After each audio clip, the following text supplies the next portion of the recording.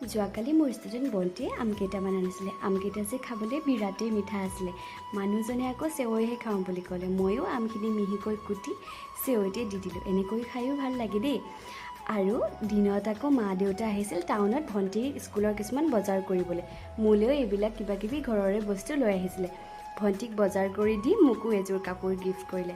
আৰু এইফালে মাহঁতে আমপিচ আৰু জামুকো আনিছিলে। আমপিচ খাই পাইছেনে আপোনালোকে?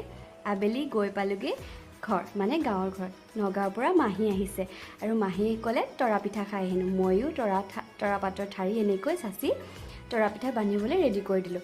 শাহুমাই নাৰিকল কাটি দিলে। মাহী আকৌ পাতবোৰ ধুইছে, মানে তৰা পাতবোৰ। আইতাই নাৰিকলখিনি সৰু সৰুকৈ কুটি দিছে। এইফালে তৰা পিঠাখিনি মেৰাই হোৱাৰ পাছত বাকী ৰোৱা দৌখিনি আমাৰ বাইদেৱে আকৌ স্ন'মেন বনাই আছে দেই।